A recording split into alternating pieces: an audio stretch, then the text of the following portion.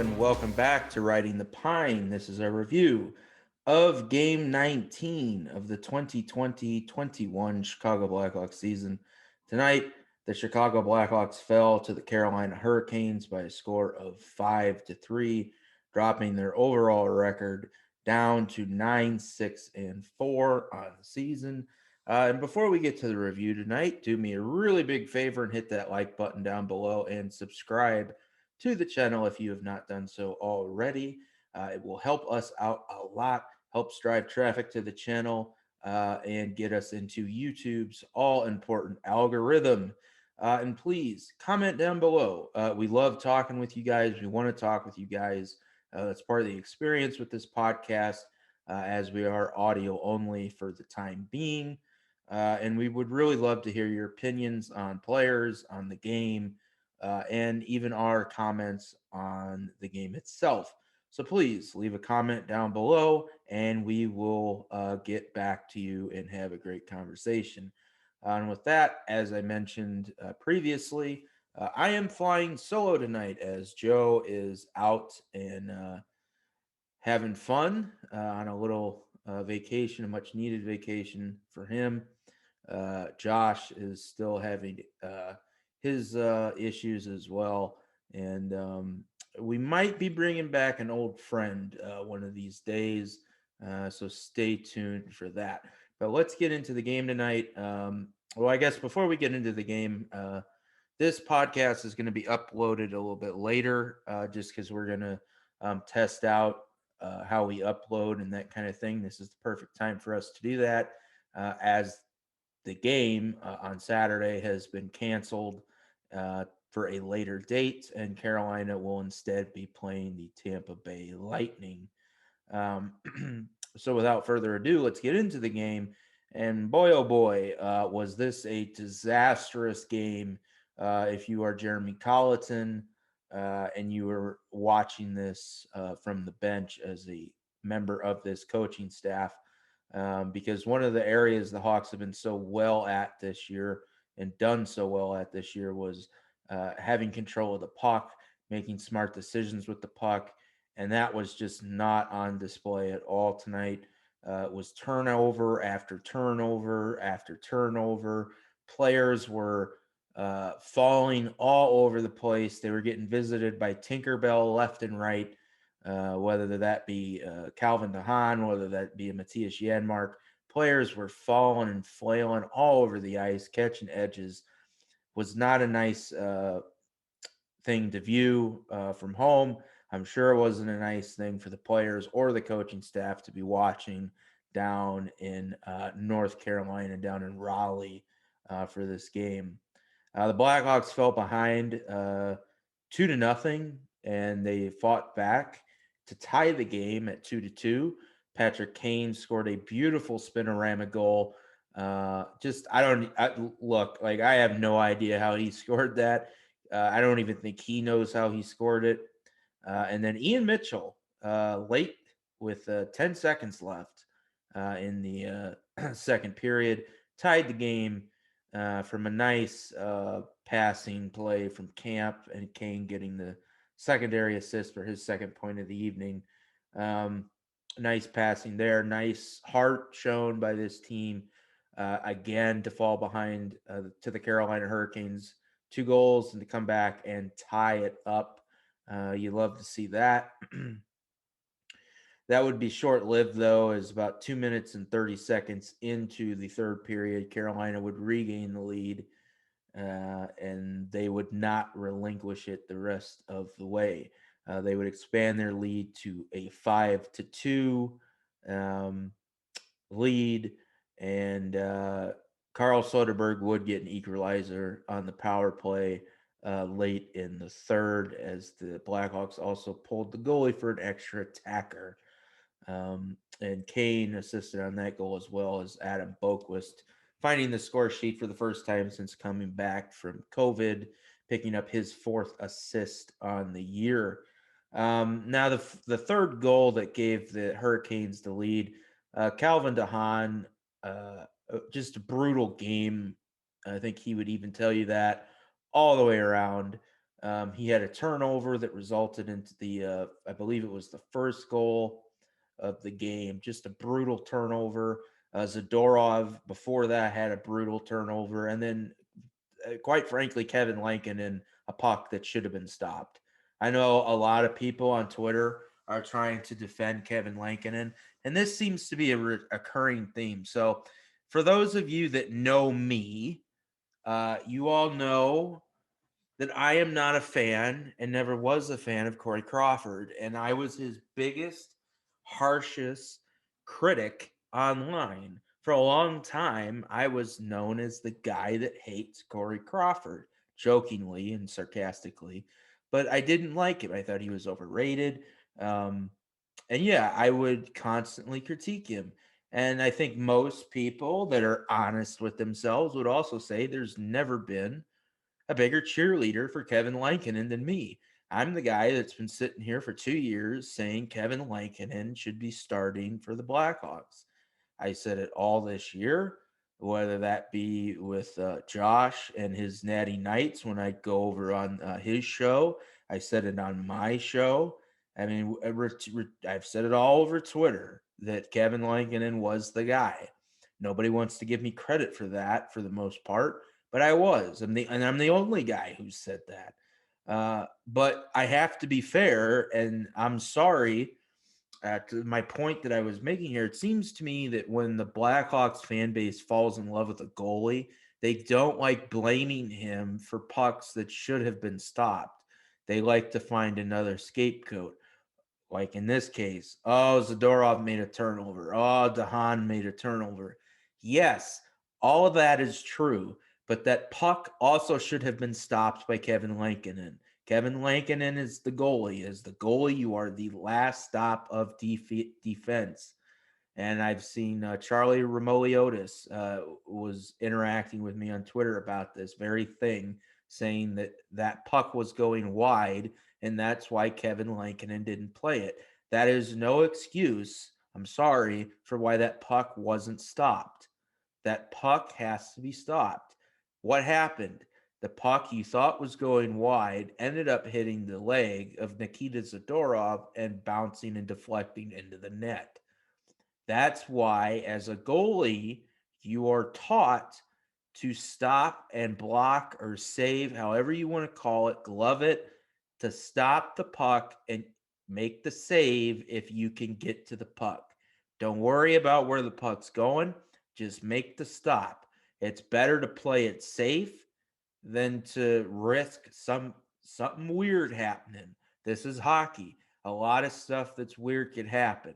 For example, if you thought that puck was going wide, as Remoliotis is claiming, which perhaps it was, that puck can bounce off the end boards and bounce back out to the slot, and you have a wide open, empty net anyway, and that puck's going in the net. Look, you have to protect against things like that as a goalie, and that puck was literally inches away from his glove. And all he had to do was move over, slide over with his skate, barely move. That's the problem. Lankinen, I don't think Lankinen saw the shot. Look, I think Lankinen would even tell you. I didn't really listen to the post game, so I don't know if he talked or not. But if you watch that, Lankinen didn't see it. He didn't see it. It was a bad play by him. He didn't flinch. He barely flinched if he did. Like he it looked like he tried to glove it, but he didn't see it. And that should be concerning because he wasn't screened. It was a wide open, clear as day shot from Niederreiter, and he didn't see it. Because I'm pretty sure if Kevin saw that, he would have stopped it. Anyway, bad goal there.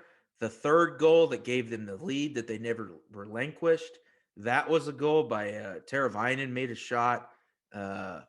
Or that wasn't Teravainen. They were saying it was Teravainen on the on the broadcast, but it was not Teravainen. It was Martin Necas with the goal there. But that was a goal that was rummaging around, rolling around in the air that Dahan just punched into his own net, trying to do too much. Uh, And it was, like I said, that DeHaan was flying around all over the ice, falling down, getting visited from Tinkerbell. Was not a good game for DeHaan, perhaps his worst of the season. Just not good at all. Some stuff of note was that Bodan was essentially benched from the second period on. He played a total of 5 minutes. That is unacceptable. When you have players like DeHaan making plays like they are, and like that's just it's unacceptable. I'm sorry. I don't care how bad or how egregious some play was that he made. He's got to be out under the ice. He just has to be out under the ice. He's a rookie. He's played, what, 9 games? He has to play. That's how you're going to develop him. That's just an unacceptable thing. And Ben Pope tweeted out his thoughts on that from Jeremy Colleton. And Ben, why didn't you follow up and ask why Calvin DeHaan, who clearly was having a rough game, why didn't you ask why is Calvin DeHaan playing 18 minutes? Why isn't he sitting? I realize he's a veteran defenseman, but why are we holding the veteran defenseman to a higher standard than our rookies? Or I guess a lower standard, I should say, not a higher standard. You're holding rookies to a higher standard than the vets?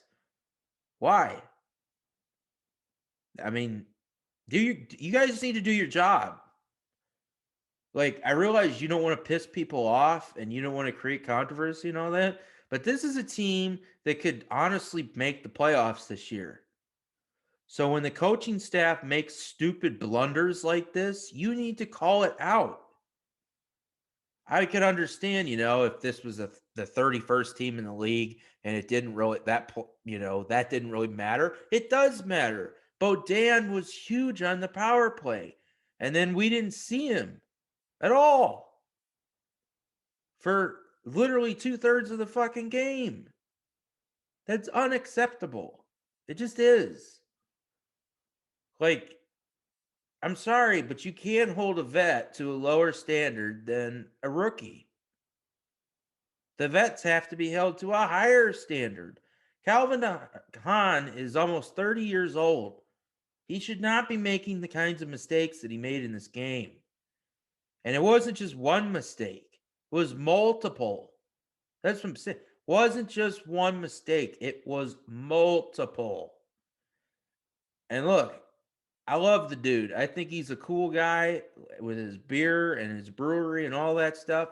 But he has been bloody horrific this season. You can't tell me, I guess we'll get onto this train again. I didn't want to talk about it the other night with Joe because, we were pressed for time but Kalynuk, what in the blue hell are you doing with Wyatt Kalynuk? He's with the team now. The guy has played in 2 fucking games in a year. 2 fucking games in a year. I've had to sit and listen to everybody on Twitter. Oh, it's okay. He's gonna get in games. They'll send him to Rockford once Rockford starts playing. Yeah, they did. And you know what? He played in 2 games. He hasn't played since. We've gone another fucking week and a half, almost 2 goddamn weeks since he's played in a game. And now, because he's not in Chicago, he's with the team, I'm presuming, on the taxi squad in Carolina, and we don't have a game until Tuesday against Columbus. Now he's sitting another 4 goddamn days.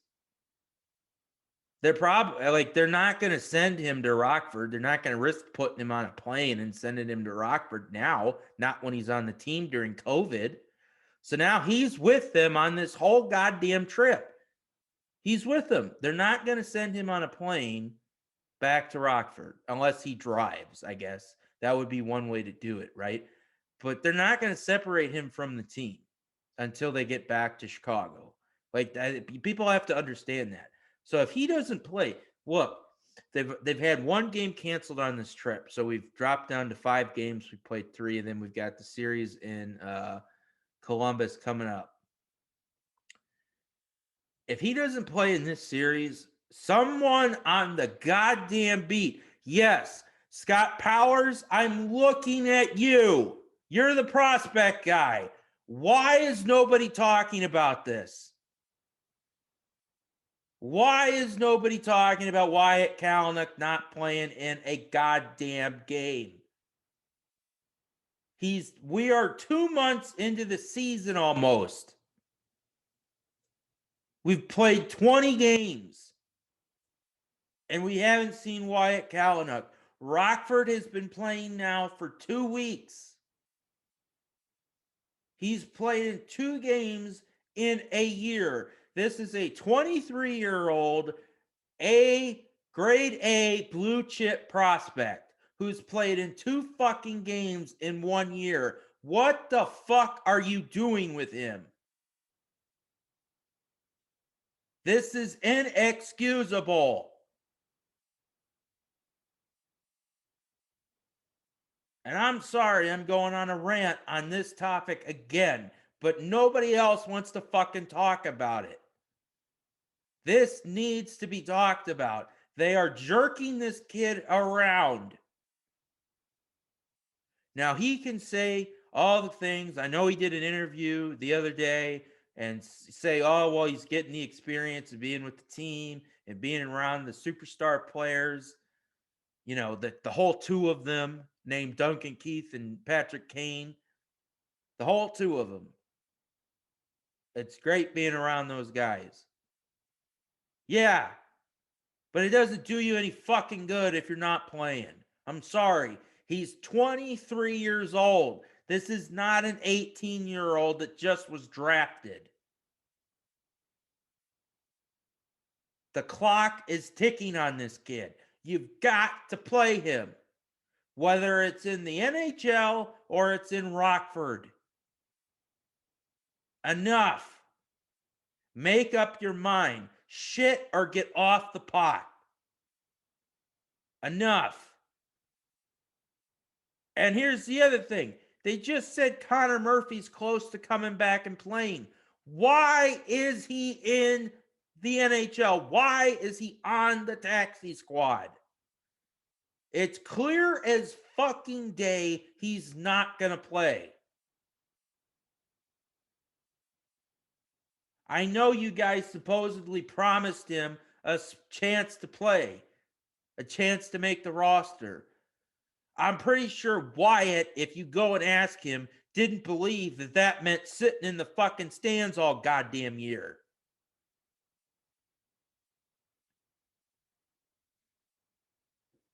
You're going to sit here and tell me that you couldn't have taken Lucas Carlson out for Kalynuk for 1 fucking game? Enough. Stop it. He's a grade A blue chip prospect. Play him. I have to sit there and listen to everybody. And it's true. I'm not taking anything away from Ian Mitchell. It's true. He's a captain. He has leadership qualities. He's a great player, a great young player. But you know who else was a captain? Wyatt Kalynuk at Wisconsin. And he's the best skating defensive prospect that you have. And you haven't played him in a single goddamn game yet.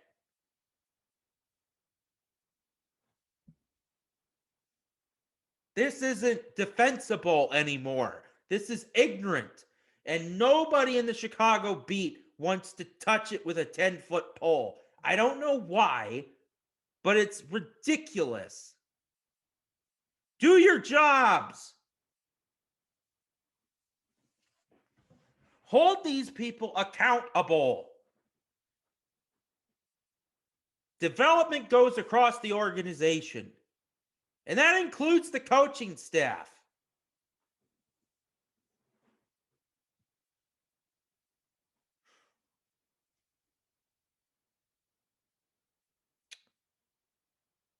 Anyway, with that in mind, the penalty kill tonight, also not good. 2 power play goals in the 3rd period that were given up. That first one, obviously, off of the Calvin DeHaan bat in deflection. And here's the other thing. So I saw the beat of Carolina say that Rod Brindamore said they thought they could have had 10 goals tonight. That's not telling the whole story. The Blackhawks beat themselves tonight. Carolina did not beat the Blackhawks. The Blackhawks beat themselves. 2 of the 4 non-empty net goals were off deflections. 1 off Sidorov, 1 off DeHaan.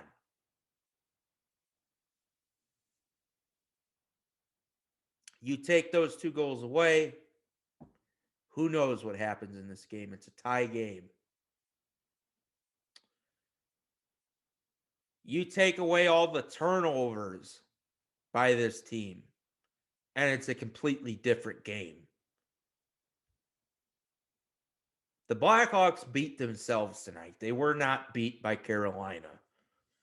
And look, I love Rod Brindamore, and maybe you could have had 10 goals based off the amount of turnovers that Chicago had, but for the beat that's taking that as we just thoroughly outplayed them, no, you didn't outplay them. The Blackhawks just laid down. Let's get that straight.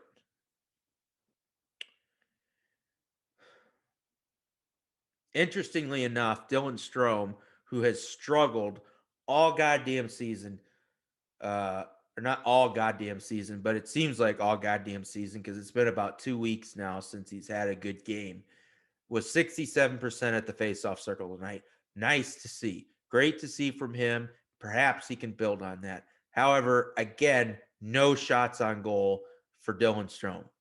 No hits. No takeaways. 12 minutes of ice time for Dylan Strome. 3 of it on the power play. That is unacceptable for Dylan Strome. Absolutely unacceptable. I've been talking about putting Philip Kurashev on that top second unit, or second line, rather, for 3-4 days now. And they finally did it in the final 5 minutes of the game, and it created a scoring chance. Where was that? Why is someone like me who's sitting at home going, Philip Kurashev's played really well. He should probably be rewarded by putting on the second line. And Dylan Strome's been struggling at the dot, so maybe you move him to wing, or maybe you just move Kurashev to the wing. You keep Kurashev at wing and put him, as the winger on that line with Strome and Kubalik. Why does it take someone like me sitting at home saying that? And it takes the coaching staff 55 minutes into the game tonight to go, maybe we should try that.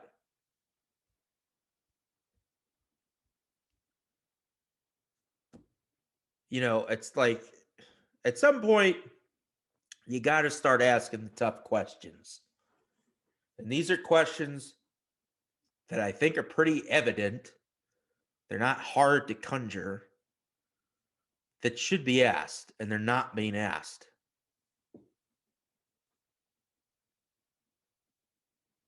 The Blackhawks at 5-on-5 this season are brutal. Brutal. It's not just the second line. Obviously, I don't think you should touch the first line with Patrick Kane and Alex DeBrincat and Pius Suter. That line has been doing very well. That's not a line that I would touch. By the way, Carl Soderberg was a -3 tonight.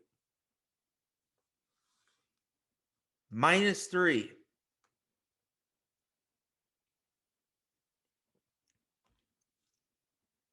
Not good.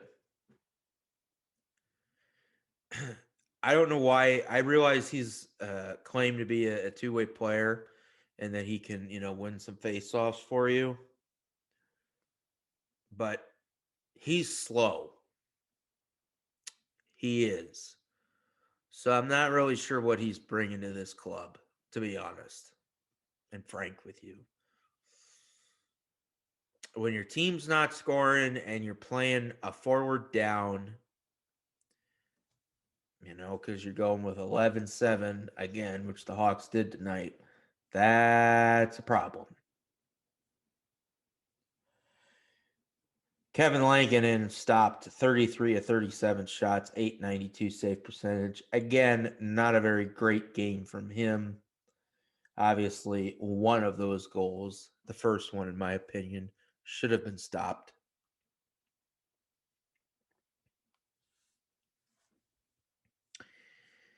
And yeah,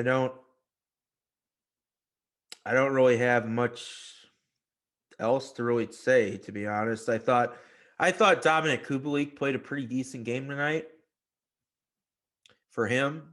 So that was nice to see. It would have been, nice to see him score, but what are you gonna say there? I sincerely hope that some of our fans are starting to pick up that he's not as good as you think he is. This team just the offense on this team is just a mess, and they need to figure out what they're going to do moving forward. And we've talked about that a lot. What do they do? Do they go? And it's hard, it's hard to really say because you don't have Kirby Doc right now. You don't have Jonathan Taves. So it makes it even harder to evaluate. Maybe a Kubalik turns it around with those guys. Maybe Kurship turns it around with those guys. Maybe Strome turns it around with those guys. You never know. Those are two huge pieces that are out of this lineup. I still think, in my mind, they need another winger who can score, but they've got to figure something out because this ain't it. And it's just really frustrating because you can see that this team has got potential to be really good. I think they talked in the post game about measuring up to Carolina. I think Kane mentioned that. And of course, that's what I said when the Hurricanes were in Chicago. We've been talking about this. Carolina has just more offense. Svechnikov, Aho, Teravainen, Necas, Trocheck. Like, Trocheck's a big piece that they went out and got from Florida. I believe Lucas Wallmark was a part of that trade, by the way. It was Lucas Wallmark and was it Eric Holla, I think, that went for Trocheck. And I mean, Trocheck's had, I believe, a pretty phenomenal season. Yeah, 15 points in 14 games. That's a pretty phenomenal season. And he's 56%, 57% if you round up at the faceoff circle. That's a great move for Carolina that's made them a lot better.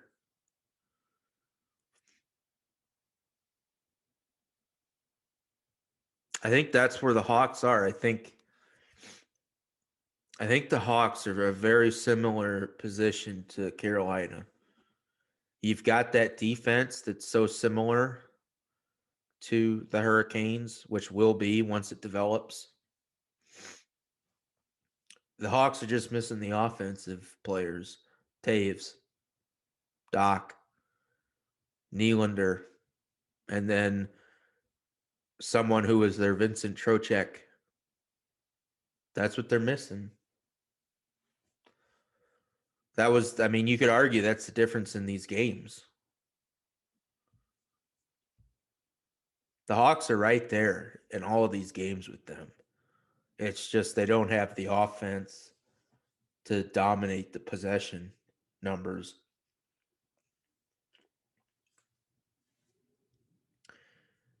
Arguably, the Hawks have better goaltending even with Mrazek out. So, you know, we'll see what happens. But that's going to wrap up this podcast. Again, Chicago Blackhawks fell in Game 19 tonight by a score of 5-3 to the Carolina Hurricanes. Turnovers did them in. You can't have as many turnovers as they did when, as you know, I've discussed, you don't have the offense necessary to run and gun. So tough loss. Hawks fall to 9-6-4 on the season. And since Saturday's game has been canceled, we will be back with you Wednesday morning after Tuesday night's game against the Columbus Blue Jackets.